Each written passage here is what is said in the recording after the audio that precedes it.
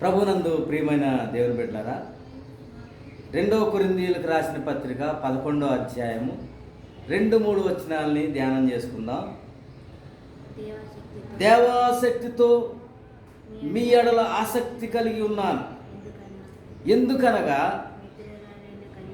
పవిత్రురాలైన కన్యకనుగా ఒక్కడే పురుషునికి అనగా క్రీస్తునకు సమర్పింపు వల్లనే మిమ్మును ప్రదానం చేసితిని గాని సర్పము తన కుయుక్తి చేత హవ్వను మోసపరిచినట్లు మీ మనసులను చెరపబడి క్రీస్తు ఎడలనున్న సరళత నుండి పవిత్రత నుండి ఎట్లయినను తొలగిపోవునేమో అని భయపడుచున్నాను. ప్రభునందు ప్రియమైన దేవుని బిడ్డారా, కొరింథీ సంఘం విషయంలో అపోస్తుడైన పౌలు మరి ఆ సంఘాన్ని ఏ విధంగా చేశాడంటే, మరి ఆ యొక్క సంఘాన్ని పవిత్రురాలైనటువంటి కన్యకగా క్రీస్తునకు సమర్పించినట్లుగా చూస్తున్నాం. క్రీస్తునకు ప్రదానం చేశాడు. కొరింథీ సంఘాన్ని ఒక పవిత్రురాలైనటువంటి కన్యకగా క్రీస్తునకు ప్రదానం చేసిన తర్వాత అయితే ఆయన భయం ఏంటంటే, సర్పము తన కుయుక్తి చేత హవ్వను మోసపరిచినట్లు ఆ యొక్క సంఘాన్ని కూడా మోసం చేస్తుందని, వారి మనసులను క్రీస్తు ఎడలనున్నటువంటి సరళత నుండి, సిన్సియర్ నుండి, పవిత్రత నుండి, ప్యూర్ నుండి మరి వారు తొలగిపోతారేమోనని భయపడుతున్నారు. కొరింథీ సంఘం చాలా సిన్సియర్ సంఘం, మరి కొరింథీ సంఘము చాలా ప్యూర్ పవిత్రమైనటువంటి సంఘము, క్రీస్తునకు ప్రదానం చేయబడినటువంటి సంఘం విషయంలో ఆయన భయపడుతున్నాడు. ఎందుకంటే సర్పములో కుయుక్తున్నది. సర్పము కుయుక్తి చేత దేవుడైనటువంటి యెహోవా చేసినటువంటి భూజంతువులలో సర్పము యుక్తి గలదై ఉన్నది కాబట్టి, కన్నింగ్ ఉన్నది కాబట్టి, ఆ విధంగా కన్నింగ్ చేత సర్పము హవ్వతో జీవము గల ప్రతిదానికి తల్లి అయినటువంటి హవ్వను మోసపరిచినట్లుగా చూస్తున్నాం. ఇది నిజమా అని ప్రారంభంతో, ఇది నిజమా, దేవుడైనటువంటి యెహోవా ఇచ్చే తోట చెట్లలో దేవుని ఫలమైన తినకూడదని ఆజ్ఞాపించినా అన్నాడు. అయితే అప్పుడు ఆ స్త్రీ అంది కదా, తోట చెట్లలో మరి ఫలములను మీరు తినవచ్చును, అయితే తోట మధ్యలో చెట్లలో ఉన్నటువంటి ఫలాల గురించి మీరు సాగుకున్నట్లు వాటిని తినకూడదనియు వాటిని ముట్టకూడదనియు ఆజ్ఞాపించాడు దేవుడని సర్పంతో అన్నప్పుడు, అయితే సర్పం అన్నది కదా, మీరు సావనే సావరు, ఎలానగా మీరు వాటిని తిని దినమున మీ కన్నులు తెరవబడతాయి, మీరు దేవతల వలె కనిపిస్తారు అని దేవుడికి తెలియనని చెప్పగా, ఆ స్త్రీ ఆ వృక్షఫలాల్లో కొన్ని తీసుకుని తిని, మరి ఆ వృక్షఫలాలు కన్నులకు అందంగా ఉన్నాయి, వివేకమిచ్చు రమ్యంగా ఉన్నాయి. మరి అవి చూసినప్పుడు మరి వాటిని కొన్ని తీసుకుని తిని తనతో పాటు తన భర్తకు కూడా ఇచ్చినట్లుగా చూస్తున్నాం. ఎప్పుడైతే ఆ యొక్క ఆదాముకు కూడా ఇచ్చాడో, దేవుడు ఆజ్ఞాపించాడు, ఆదాముకు ఆజ్ఞాపించాడు. ఆ తోట మధ్యలో ఫలాలు తినకూడదని దేవుడు ఆజ్ఞాపించాడు. ఎప్పుడైతే తిన్నాడో దిగంబరులు అయిపోయినట్లుగా చూస్తున్నాం. దేవుడైన యెహోవా ఆ తోటలో సంచరించే సమయంలో, ఆదామా ఎక్కడున్నావంటే, ఆదాము దిగంబరుడుగా ఉన్నాడు. మరి ఆదాముతో చెప్పాడు, నేను తినవద్దన్న పండు తిన్నావా అంటే, నీవు నాకు ఇచ్చినటువంటి స్త్రీ ఆ ఫలాలు ఇచ్చిందని చెప్పినప్పుడు, అది వాటిని తిన్నానని చెప్పినప్పుడు, మరి ఆ స్త్రీ నువ్వు చేసినది ఏమిటి అని స్త్రీని అడిగినప్పుడు, అప్పుడు చెప్తుంది కదా స్త్రీ, సర్పము నన్ను మోసపుచ్చింది, సర్పము నన్ను మోసపుచ్చిందని ఆమె చక్కగా చెప్తున్నట్లు చూస్తున్నాం. ప్రభునందు ప్రియమైన దేవుని బిడ్డలారా, మరి ఆ దినం నుంచి భూమి మీద ఉన్నటువంటి ప్రతి ఒక్కరు కూడా, యోహాను అన్నాడు కదా, సర్ప సంతానమా, రాబో ఉగ్రతను తప్పించుకునేటకు మీకు బుద్ధి చెప్పిన వాడెవడు. కాబట్టి అందరూ కూడా, భూమి మీద పుట్టిన ప్రతి ఒక్కరు కూడా సర్ప సంతానం అయిపోయారు. కాబట్టి రాబో ఉగ్రతను తప్పించడానికి మీకు ఎవరు బుద్ధి చెబుతారు? మీకు బుద్ధి చెప్పుచున్న వారిని నిరాకరింపకుండా చూసుకునని లేఖనం సెలవిస్తుంది. కాబట్టి ఎవరైనా మీకు బుద్ధి చెప్తే మరి మంచి విషయంలో బుద్ధి చెబితే మరి మీరు నిరాకరింపకుండా చూసుకోవాలి. అలాంటి సమయంలో సర్పము తన కుయుక్తి చేత హవ్వను మోసం చేసింది ఈ యొక్క ఏదైనా తోటలో.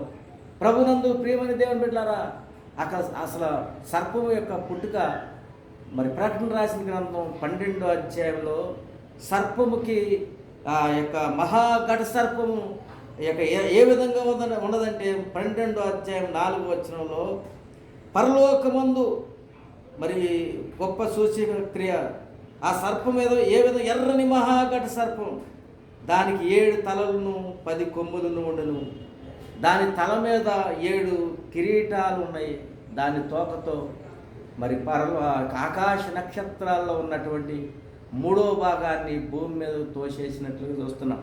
అంత బలము అంత శక్తి కలిగినటువంటి సర్పముతో దేవుడు మరి మిఖాయేలు అనే దేవునితో 7వ వచనంలో యుద్ధం జరిగింది. పరలోకమందు యుద్ధం జరిగను, మిఖాయేలును అతని దూతలను ఆ ఘట సర్పముతో యుద్ధము చేయవలసి ఉండగా ఆ ఘట సర్పమును దాని దూతలను మిఖాయేలునే దేవుని దూతతో యుద్ధం చేసిరి, కానీ వారు గెలవలేకపోయారు కనుక పరలోకమందు వాటికి స్థలము లేకపోయింది. కాబట్టి వారు భూమి మీద పడినట్టుగా చూస్తున్నాం. కాగా సర్వలోకాన్ని మోసపుచ్చే అపవాది అను సాతానని పేరు గల ఆది సర్పమైనటువంటి ఆ మహాఘట సర్పము త్రోయబడింది. అది భూమి మీద పడద్రోయబడింది. దాని దూతలు కూడా దానితో కూడా పడద్రోయబడ్డారు. అయితే పరలోక రాజ్యంలో నుంచి ఒక గొప్ప స్వరం విన్నారు. రాత్రింబగళ్ళు మన సహోదరి మన దేవుని ఎదుట మన సహోదరుల మీద నేరము మోపువాడైన అపవాది పడద్రోయబడి ఉన్నాడు. కాబట్టి పరలోక రాజ్యంలో రక్షణ శక్తి రాజ్యంలో ఆ యొక్క ఆనందము దేవుని వశమయ్యాను. అప్పటి వరకు కూడా పరలోక రాజ్యంలో కూడా మరి సాతాన్ అనే మహాఘట సర్పము మరి ఇబ్బంది పెట్టినట్లుగా చూస్తున్నాం. ఇప్పుడు అధికారము ఆయన క్రీస్తుదాయను. పరలోక రాజ్యంలో 11వ వచనంలో చూస్తే భూమి మీద ఉన్నటువంటి దేవుని భక్తులు ఎవరైనా ఆ మహాఘట సర్పాన్ని జయించాలంటే గొర్రెపిల్ల రక్తమును బట్టి తామిచ్చిన సాక్ష్యమును బట్టి వారు జయిస్తారు. కాబట్టి గొర్రెపిల్ల ప్రభు అయినటువంటి యేసుక్రీస్తు వారు మరి సర్ప సంతానమా రాబో ఉగ్రత నుండి తప్పించుకోవడానికి మీకు బుద్ధి చెప్పువారు ఎవరని యోహాను అన్నాడు. కానీ ప్రభు అయినటువంటి యేసుక్రీస్తు వారు ఆ యొక్క మరి తన యొక్క జీవితం మరి గొర్రెపిల్ల రక్తమును బట్టి తామిచ్చిన సాక్ష్యమును బట్టి మరి ఆ యొక్క మహాఘట సర్పాన్ని జయిస్తారని. అంతేకాదు వారు మరణం వరకు ప్రాణాలను ప్రేమించిన వారు కాదు.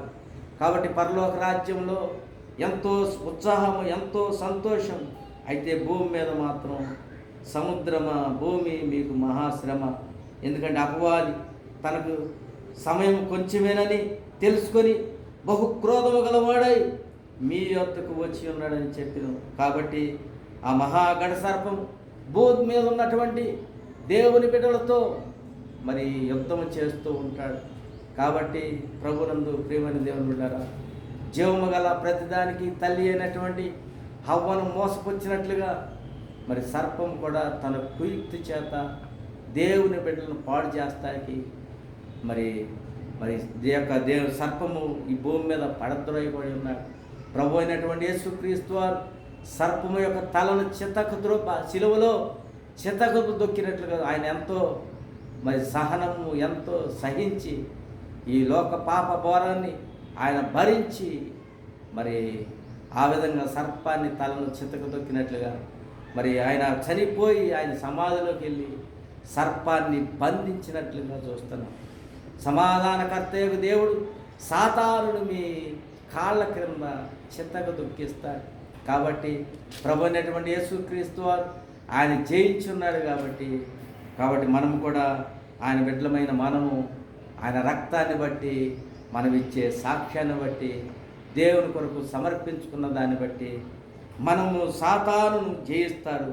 కాబట్టి రాత్రింబగళ్ళు సాతాను యొక్క పని ఏంటంటే రాత్రింబగళ్ళు దేవుని ఎదుట మన సహోదరుల మీద నేరం మోపుతూ ఉంటాడు. కాబట్టి మరి తనకు సమయము కొంచెమే ఉన్నదని బహు క్రోధము కలిగి మరి ఆ యొక్క సాతాను పనిచేస్తున్నాడు. కాబట్టి ప్రభు బిడ్డలారా, మనం మన జీవితాల్లో క్రీస్తు రక్తాన్ని ఆశ్రయించాలి. ఎల్లవేళలా మన జీవితాల్లో దేవుని యొక్క సమాధానం కలిగి ఉండాలి. కాబట్టి ఎల్లవేళ మరి క్రీస్తు రక్తాన్ని ఆశ్రయిస్తూ దేవుని సమాధానం కలిగి ఉంటూ ఆ సమాధాన సువార్తను మరి సాక్ష్యం ఇవ్వాలి. అనేక మందికి మన జీవితాల్లో క్రీస్తు ద్వారా పొందినటువంటి ఆ యొక్క అద్భుతమైనటువంటి ఆనందం మరి అది పంచిపెట్టినప్పుడు దేవుడు అద్భుతంగా మన జీవితాల్లో గొప్ప కార్యాలు చేస్తాడు. హవ్వను మరి కుయుక్తి చేత హవ్వను మోసపరిచాడు అపవాది.